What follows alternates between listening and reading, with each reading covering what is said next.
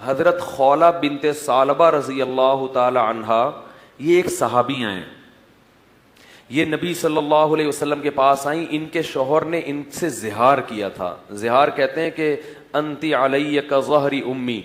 زمانہ جاہلیت میں یہ ہوتا تھا کہ بیوی کو ماں کے جسم کے کسی عضو سے اگر تشبیہ دے دی گئی تو اس کو وہ سمجھتے تھے کہ طلاق واقع ہو گئی اور بیوی ہمیشہ کے لیے حرام ہو گئی ہے.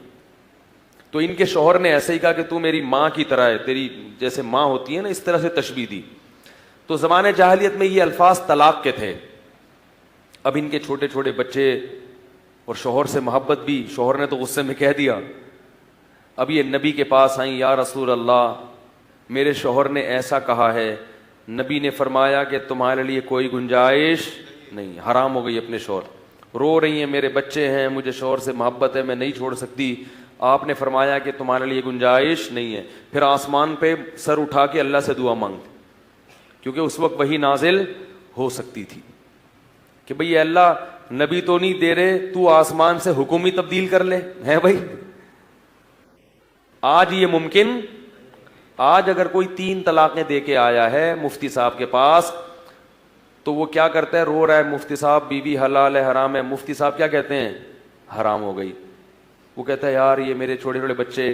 تو بھائی مسئلہ یہ ہے کہ اگر وحی کا سلسلہ ہوتا تو پھر مفتی صاحب آسمان پہ اللہ سے دعا مانگتے. آپ بھی کہتے اے اللہ قرآن میں جو تو نے کہا کہ 3 طلاقوں کے بعد رجوع کا حق نہیں ہے، کوئی دوبارہ سے کوئی وحی نازل کر دے، اس میں تھوڑی سی کیا کر دے چینجنگ، کہ 3 طلاقوں کے بعد رجوع کا حق نہیں ہے. لیکن وسیم بھائی اس سے کیا ہیں؟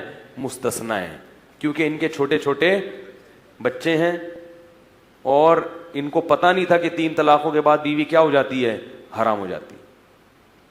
تو ہم وسیم بھائی یا غفار بھائی یا ستار بھائی کے لیے اب ایسا ممکن نہیں ہے. لہذا کوئی اکٹھی 3 طلاقیں دے یا وقفے سے دے تو وہ مفتی کے پاس جانے کی کوشش نہ کرے، سمجھ کے بیٹھ جائے کہ بیوی کیا ہو گئی ہے؟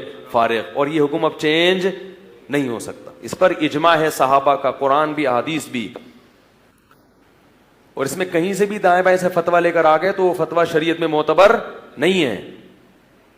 اجماع امت جن چیزوں پہ ہوتی ہے نا اس میں آپ دوسری رائے کو فالو نہیں کر سکتے. تو وہ آئیں اور کہا کہ کچھ میرے لیے گنجائش پیدا کریں. آپ صلی اللہ علیہ وسلم نے فرمایا گنجائش نہیں. بار بار نبی کو بھی بار بار کہہ رہی ہیں اور اللہ سے دعائیں بھی. آپ صلی اللہ علیہ وسلم اسی حالت میں تھے کہ آسمان سے آیتیں نازل ہوئی. قد سمع اللہ قول التی تجادلک فی زوجها، تحقیق سن لی اللہ نے اس عورت کی بات جو اپنے شوہر کے معاملے میں آپ سے جھگڑا کر رہی تھی. واللہ یسمع تحاورکما، اللہ تم سب کی باتیں سنتا ہے. اور اللہ نے اب اس حکم کو کیا کر دیا؟ اس عورت کے لیے تبدیل کر دیا.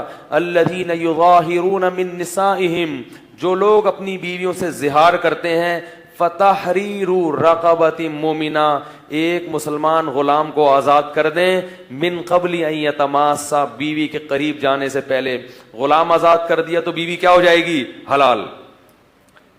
فمن لم یجد، جس کے پاس غلام نہ ہو آزاد کرنے کے لیے، فصیام الشہرین متتابعین، 2 مہینے لگاتار روزے رکھے گا تو بیوی کیا ہو جائے گی؟ حلال ہو جائے گی.